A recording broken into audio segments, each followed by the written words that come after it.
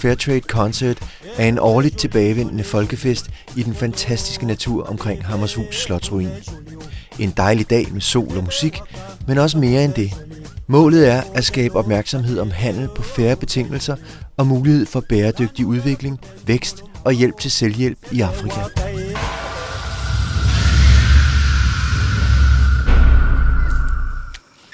I Ghana arbejder vi med Alternative Livelihood. Ved at støtte nogle af de fattigste befolkningsgrupper til at skabe et nyt og mere sikkert livsgrundlag, har vi bidraget til beskæftigelse for omkring 1.500 husholdninger og dermed ca. 10.000 mennesker, der i dag og fremover får et bedre liv. Arbejdet foregår blandt andet gennem vores partnerorganisation i det sydøstlige Ghana, Kurve Danish Association. I samarbejde med glaskunstneren Pernille Bülow har vi hjulpet en gruppe enlige mødre i gang med at producere glassmykker, både til det lokale marked og til eksport. We mainly use recycled glass, and this is grounded into fine powder and used to make a wide variety of beads. The women are paid a good wage so that they will be able to support their families, give their children better education, and our aim is to ensure that the poverty cycle is broken, where the next generation should do better. And we do a lot of educational programs for the women, health issues, environmental issues as well, business also, so that they are able to, manage whatever resources, whatever they are earning from the assembling of jewelry. Kurve har med stor succes sat projekter i gang for mere end 1000 jordløse bønder. De får en grundtræning i at forbedre deres dyrebrug, og vi ser, at et stort flertal af dem forbedrer deres indtjening væsentligt. I managed myself to build this house, to do the roofing, my kitchen. At first time, my kitchen, if you see it, you will laugh at it. But I managed and got the money to put out a very fine kitchen. I put out a very fine house, doing ceiling, wiring, everything fine. I've painted the house. Even I got something small in my accounts that if something happen now, I can run and go to Kofodia or anywhere bank around and cash my money and do whatever I need.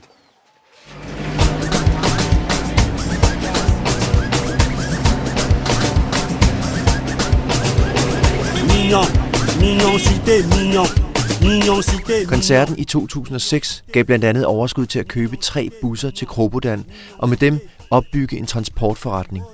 Det har gjort organisationen mere uafhængig og i stand til at skabe egne indtægter.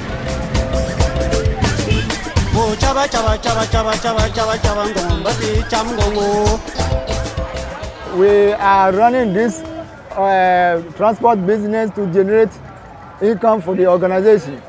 We have some different activities, like when we have some tourists or we have some foreigners, we take them rounds and they have some excursions. And apart from that, we have some 2 cars running now. And this is our main station, where we join some stations like Kumasi, Koforidua, and Somaya. And this is where we stand and this is how we work. You see the cars parking. When you go to the other side, you buy a ticket, then you join the bus. And this is how the work is going on.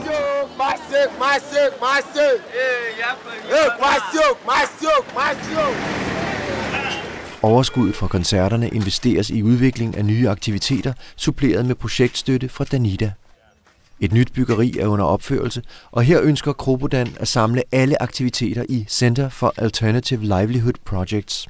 Det er både en slags højskole og en virksomhed med kontorer, træning, produktion, kultur og turisme. Over here in this building we are having our main offices, which will be housing the Beats Company and the Landless Farmers Project. And on this compound over here, we're also going to have some other activities. We're going to be 2 pavilions, which we could use for running courses. And we'll also be having a conference hall, which will have the capacity to seat 100 people.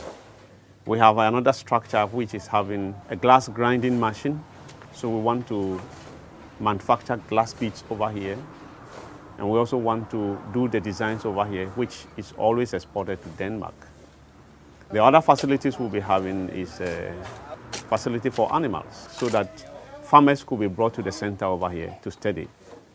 We have realized that poverty is the work of the brain.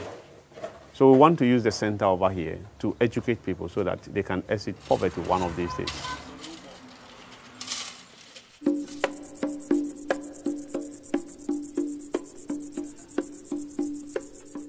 Det tørre Nordghana er et af de fattigste områder i landet. Her arbejder vi sammen med kurveproducenten Peter Aganda, der beskæftiger ca. 300 kurveflettere. De er primært kvinder og jordløse bønder. Whether basket price goes down or it goes up, we have standard price for our basket. So we don't fear for weaving basket nowadays. Now we have a standard price for our basket, a very fixed price, and it's very good price for the weavers now. So we are now enjoying the kind of price we are getting from the basket production now. En ny lagerbygning og værksted er nu næsten færdigbygget med midler fra Hammershus-koncerterne. We have also changed from the color work that we used to have. So we are now specialized on new colors and new shapes and new designs.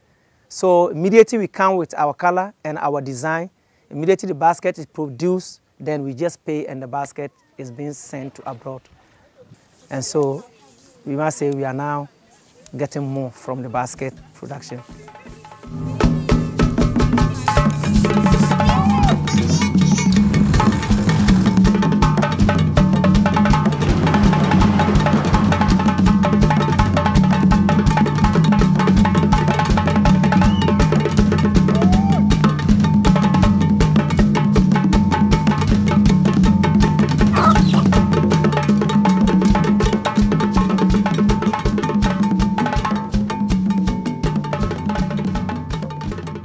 For at forbedre levevilkårene for kurvefletterne og deres familier, har vi også fokus på udvikling af deres landbrug og dyrebrug.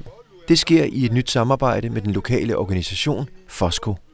The biggest problem we are facing in this part of the country is the effect of climate change, which has brought about a long dry season with a very short period of rains. So this project has the idea of trying to look for other alternative livelihoods for the people around here, especially the women and children who are most vulnerable. By our culture, women do not own land, and that is one of the main reasons that make them poor. And so we think that if this project comes on, we will be able to advocate for women's rights. Which we want to develop, and we feel that will help you and it will also help us. De gode erfaringer kan nu bruges andre steder i landet, som her, hvor KropoDans medarbejdere er på projektbesøg i det nordlige Ghana. When we went to the other communities, people were saying that the birds were dying. So we are in Chirgut to ask questions, whether they are also facing the same problems or not. Then this will give us the clear information as to how to arrest the situation.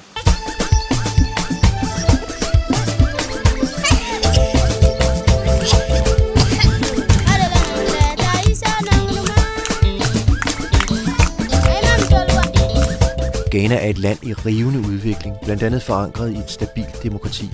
Det er let at få øje på fremskridt, også i de fattigste lokalområder, hvor vores arbejde foregår. Udviklingsarbejdet er en kompliceret og langsigtet proces. Vi inddrager både private virksomheder, civilsamfund og myndigheder. Og som årene går, vil vi opleve flere og flere gode nyheder fra Afrika.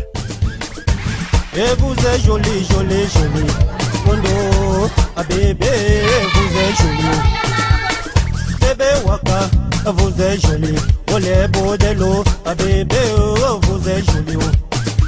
La nouvelle côte d'Ombolo, maman, oh, c'est les wakaye, bébé, oh vous êtes joli, oh. Yeah, vous êtes joli, joli, joli, comme joli, c'est F4, elles sont jolies.